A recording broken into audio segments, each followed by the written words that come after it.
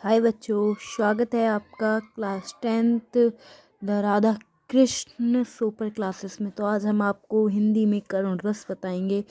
करुण रस बच्चों ये बहुत ही इम्पोर्टेंट चीज़ है। ये करुण रस 100% आना है। 100% वोट क्लास में रखा होता है, बिन इसके कोई उसका आधार ही नहीं है। करुण रस की सबसे छोटी करुण रस का स्थायी वाक्य क्या होता है? शोक। जहाँ शोक की बातें हों वहीं तो करुण रस होगा। जैसे मड़ी खोए भुजंग सी, इसका उदाहरण है ये। मड़ी खोए भुजंग सी, जननी फंसा पटक रही थी शीस, अंधी आज बनाकर मुझको किया न्याय तुमने जगदीश। इसका शीर्षक क्या है?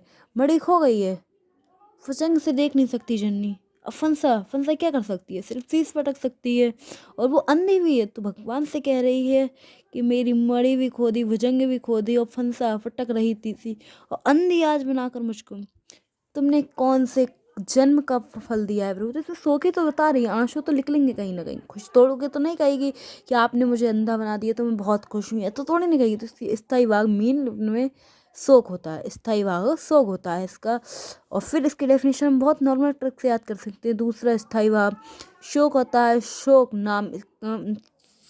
नामक स्थायी भाव जब विभाव, अनुभव और संचय भावों से सहयोग करता है तब हमारा करुण रस तैयार होता है। तो आपको ये बात समझ में आ गई होगी। अब हास्य रस होता है। हास्य रस से ही पता चल जाता है इसका स्थायी भाग हास्य होगा। हास्य माने हंसना, ये कहीं ना कहीं ये हंसना स्थायी भाग होता है इसका। तो हास्य रस की भी बहुत नॉर्मल वो है, जिसे हम तुरंत याद कर सकते हैं। कर सकते हैं। तो हास्य कैसे कैसे लिख सकते हैं? हास्य रस का स्थायी भाव हास्य होता है।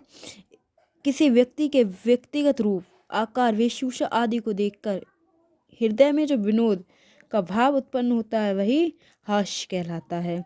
यही हास्य नामक स्थायी भाव जब विभाव, अनुभव और संचयी भावों से मुक्त होता है।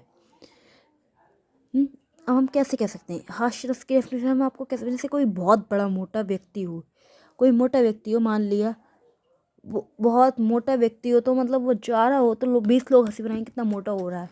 वही हमारे भाग में हास्य।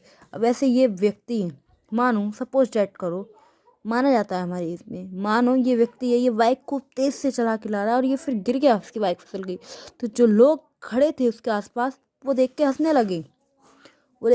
तो उनके हृदय में कौन सा भाव? हास्य है। तो बस वही है ये। इसका हम वो करते हैं, मात्र ही पित ही उरण भय नीके गुरु रण रहा सो छोड़ जी के। कि ये कह रहा है कि मात्र का भी ऋण उतार दूं, पिता का भी ऋण उतार दिया, अब गुरु का ऋण कैसे? तो इसमें मूर्खता वाली बात है, इसमें हंसी तो हर किसी को आएगी। तो बस यही हमारा वीडियो। आई होप बच्चों आपको समझ में आया होगा।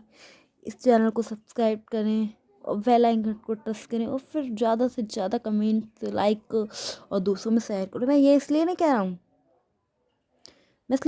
क्योंकि मुझे वो लाइक चाहिए, नहीं, आपने देखा है, देखने का कर्जा उतारना चाहिए। देखो जब राम जी थे जिन्होंने गंगा जी को पार किया, तो उन्होंने भी उस पे बैठने का कर्जा, अपनी रिंग दी थी, उनके पास कुछ नहीं था। तो फिर आपको बस एक थोड़ा लाइक करना है प्लीज़।